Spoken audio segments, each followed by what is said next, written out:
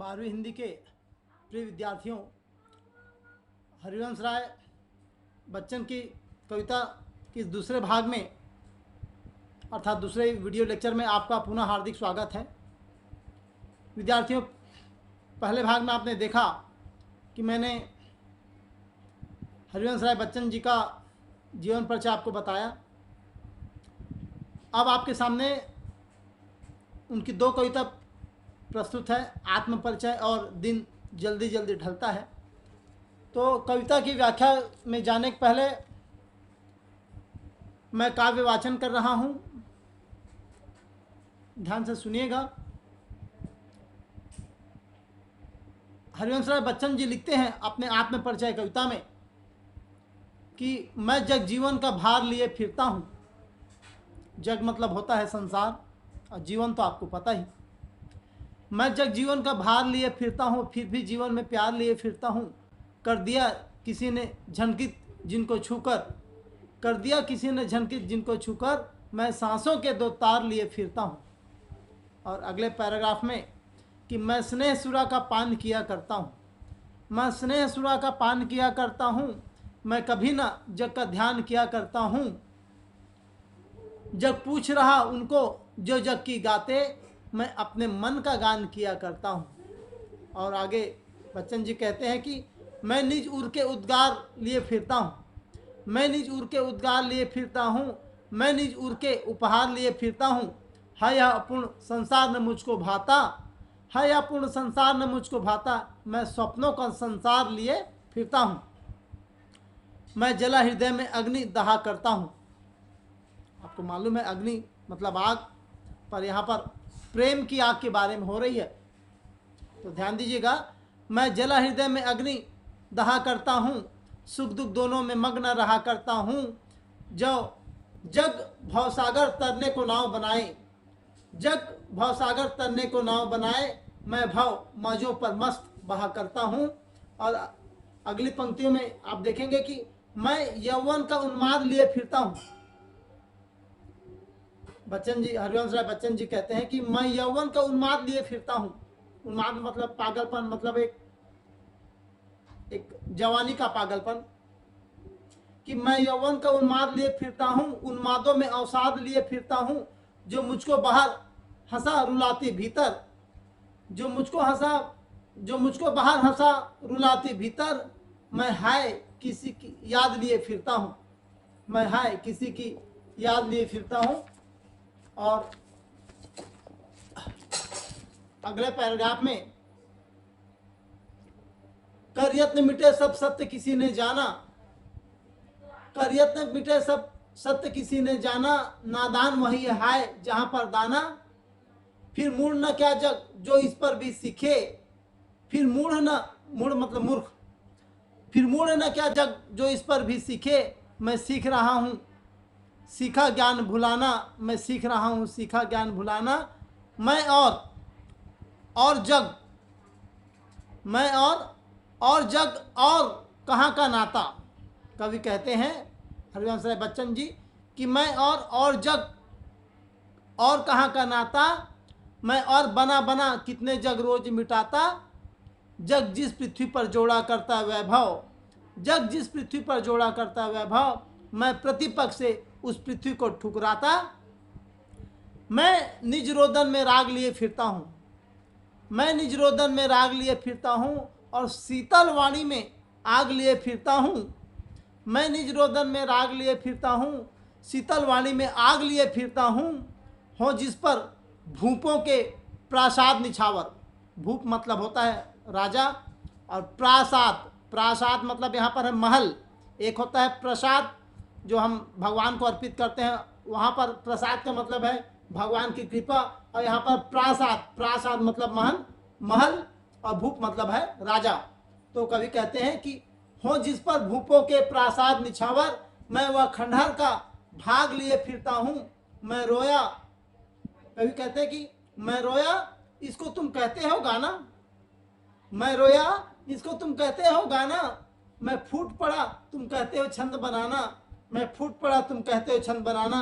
क्यों कवि कहकर संसार मुझे अपनाए, क्यों कवि कहकर संसार मुझे अपनाए, मैं दुनिया का हूँ एक नया दीवाना।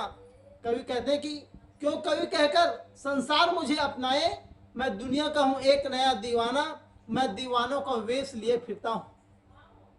इस आप में परिचय कविता की अंतिम पैराग्राफ देखिए, शानदार है कि मैं दीवानों का वेश लिए फिरता हूँ, मैं मादकता निःशेष लिए फिरता हूँ।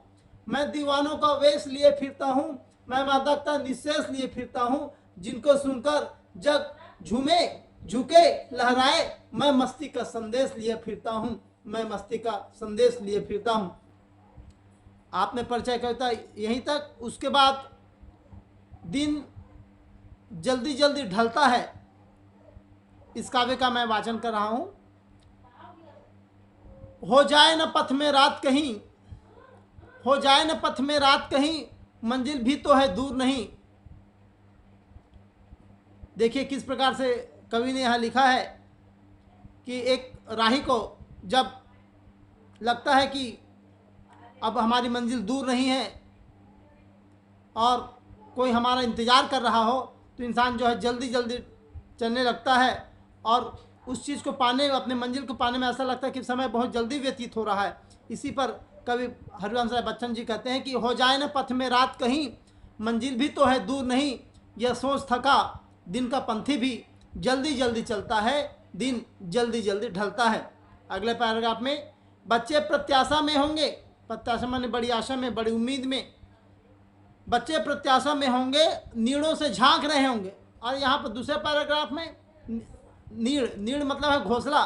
जैसे एक घोंसले में रहने वाली चिड़िया जब है सुबह उड़ जाती है और अपने बच्चों के लिए भोजन लाती है, चारा इत्यादि इकट्ठा करके लाती है, उसके लिए उसमें कल्पना करती है जो चिड़िया बच्चों के भोजन के जाती है दिन भर के लिए, और जब शाम को वापस आती है कि देखिए बच्चे की बड़ी आशा से मेरे बच्चे मेरे इंतजार कर रहे होंगे, हैं इस आशा से कि घोंसले से झांक रहे होंगे कि मेरी माँ कब आ रही होगी। इसकी बात कवि कहते हैं कि बच्चे प्रत्याशा में होंगे, बच्चे प्रत्याशा में होंगे और नीड़ों से झांक रहे होंगे। यह ध्यान परों में चिड़ियों की भरता कितनी चंचलता है, यह ध्यान परों में चिड़ियों की भरता कितनी चंचलता है, दिन जल्दी जल्दी ढलता है। मुझसे मिलने को कौन विकल, मुझसे मिलने को कौन विकल, मैं हूं किसके हित चंचल। मुझसे मिलने को कौन विकल, मैं हूं किसके हित चंचल। यह प्रश्न शिथिल करता पद को, यह प्रश्न शिथिल करता पद को, भरता उर में विहलता है। उर मतलब होता है विद्यार्थी हृदय। यह प्रश्न शिथिल करता पद को, भरता उर में विहलता है, दिन जल्दी जल्दी ढलता है। ये दिन जल्दी जल्दी ढलता है कविता यहीं तक। उसके बाद विद्यार्थियों हम देखेंगे सर्वप्रथम आत्म परिचय कविता की व्याख्या, और आत्म परिचय कविता में मैं इसके बाद सीधे आपको सीधे पाठ्य पुस्तक में ले चलूंगा।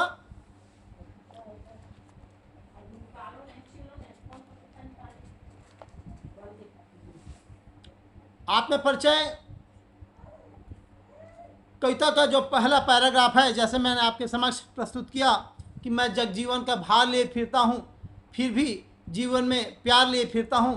कर दिया किसी ने झनकित जिनको छुनकर, मैं सांसों के दो तार लिए फिरता हूँ, मैं सांसों के दो तार लिए फिरता हूँ। आइए विद्यार्थियों, इस कविता की व्याख्या को जानने के लिए हम आत्म परिचय कविता को अपने पाठ्य पुस्तक में देखते हैं। और इसके लिए इस वीडियो लेक्चर के भाग 3 अर्थात तीसरे भाग का हम उसमें अवलोकन करेंगे। आप इस कोरोना महामारी के दौर में आप अपने घर में सुरक्षित रहें, घर में ही अपना अध्ययन कार्य करें। जय हिंद, जय भारत।